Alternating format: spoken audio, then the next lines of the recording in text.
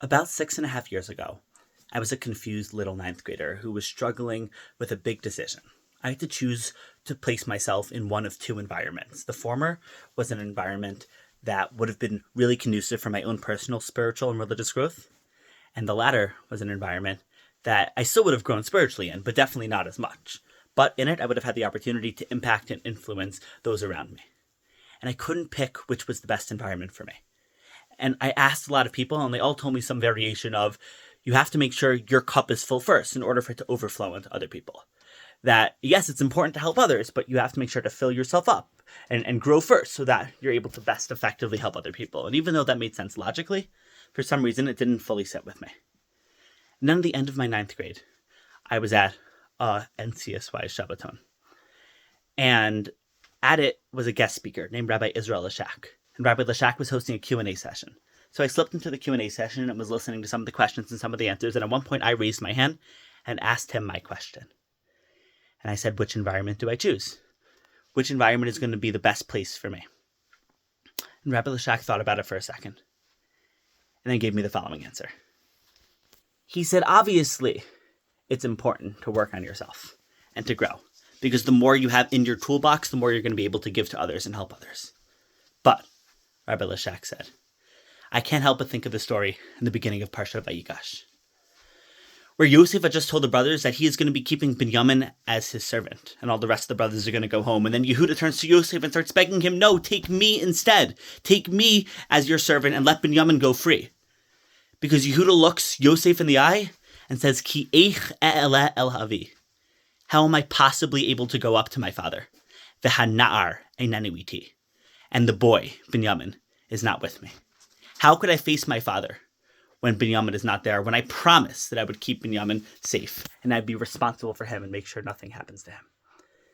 And Rabbi Lashak says that I often ask myself the same question. That when I get to 120, how am I going to possibly ascend to the heavens and face my father up in Shemayim? But all the other little boys aren't there with me. How am I able to possibly face God and say, hey God, I spent my whole life working on myself religiously and spiritually and making sure I grew to be the best Jew possible, and I'm facing him in heaven? And yet I didn't spend any of that time helping the other people around me grow, making an impact on the other people. And even though I was able to cause myself to ascend to the heavens, I didn't allow the people around me to ascend to the heavens with me. Essentially what Rabbi Lashak was saying, based on Yehuda, is that our own spiritual growth is not complete if we don't include others on our journey with us. That in order to truly say that we're succeeding as Ovdei Hashem, as servants of God, we can't just be working on ourselves and making sure we as individuals are growing religiously and spiritually, but we have to make sure to be making an impact on those around us. And doing so isn't a sacrifice, isn't taking away from your spiritual and religious endeavors, but it's actually a crucial part of it. And your spiritual trajectory is incomplete if you're just doing it for yourself and you're not trying to inspire and make an impact on those around you. And that's point number one that we could learn from Yehuda. But actually, we could take it a step further. The Rambam, in his introduction to Pirkei Avos, in Shmona Prakim, in the sixth chapter, says that there are two different kinds of mitzvos. There are the Toros Hashemios, those mitzvos that aren't intuitive, and the only reason we know that they're true is because Hashem told us at Har Sinai that we have to keep them. Let's take kashrus as an example, keeping kosher. And then there's the mitzvos hasechlios, those mitzvos that are intuitive, that even if Hashem hadn't told them to us on Har Sinai, we would still know not to do them. Not to kill, not to steal, etc. And the Rambam says there's a crucial difference between these two categories of mitzvos. When it comes to the first category, the Toros Hashemios, those mitzvos that are not intuitive, what's the reason why we should be keeping them? We should be keeping them simply because Hashem said so. Meaning, when it comes to keeping kosher, it shouldn't be that I'm disgusted by a cheeseburger, that the thought of eating meat and milk together is revolting. No, we should rather say, I want to eat meat and milk together. It sounds good. It looks tasty. But I can't because Hashem told me not to. That should be the reason why we keep the mitzvos hasechlios. The Torah Hashemios, When it comes to the second category, the mitzvos ha-sechlios, the intuitive mitzvos, our kavana, our intention should be the total opposite. It shouldn't be that we want to do it, we want to kill someone, we want to steal, but we can't because God said so. No. It should be that we don't do it because it's revolting, it's disgusting to us. Obviously, how can I possibly bring myself to kill someone? How can I possibly bring myself to steal someone? It's just not built into the fabric of who I am. When we look at what Yehuda was saying to Yosef, Yehuda was not turning to Yosef and saying, listen, I want to go back to my father. And I want to make sure I go back to my father in the best way possible. So, if I go back to my father without Binyamin with me, then my returning to my father would not be complete. And therefore, for this technical reason, I have to make sure I have Binyamin with me so that my returning to my father is done in the best way possible. No, Yehuda wasn't speaking from a place of logic. Yehuda was speaking from a place of emotion and passion. He said, how is it possible that I'm able to face my father without Binyamin with me? That's crazy. That's ridiculous. How could I even fathom that? And the same thing is true if we take Yehuda's line, not just talking about Yehuda and his relationship with Yaakov, but us and our relationship with Hashem.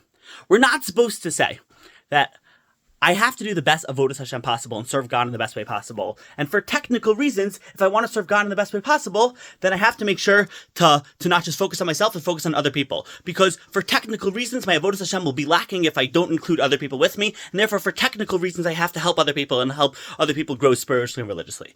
No. This is a mitzvah hasichli, an intuitive mitzvah that obviously, as human beings and as Jews, we have an obligation not just to ourselves, but to the people around us. We weren't created in a vacuum. Hashem intentionally placed us in a world with other people because we're supposed to make an impact and help other people.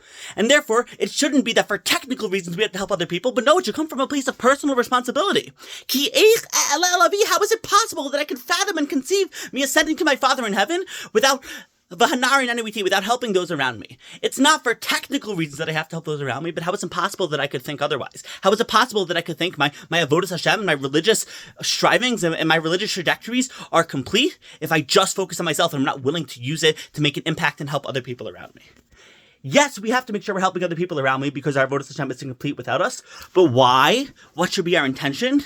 Not because for technical reasons we have to do it, from a place of personal responsibility that we can't fathom, we can't conceive having complete avodas Hashem if we're just focusing on ourselves, not focusing on those around us. And obviously, if you're not at that place yet and you don't feel the personal responsibility, that it's better to help others for the wrong reason, because mitoch shelo lishma balishma, if you start doing it for the wrong reasons, you'll eventually start doing it for the right reasons. But recognize that the end goal isn't just to help other people for technical reasons, because it's a mitzvah, because your personal avodas Hashem would be incomplete without it, but help other people, because how could you possibly live life by just focusing on yourself and not focusing on other people?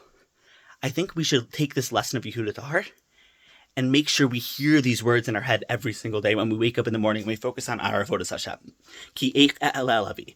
How am I possibly going to be able to face my Father up in heaven if I just focused on myself and my own personal growth and my own personal avodas Hashem, and didn't help other people on their spiritual and religious trajectories as well, and didn't bring them up with me? And how am I going to be able to face my Father in heaven if I don't have my brothers standing to my right and standing to my left? It's a powerful message from Yehuda. It changed my life, and hopefully it could change yours. Everyone have a Chanukah Sameach, Chodesh Tov, and an amazing Shabbos.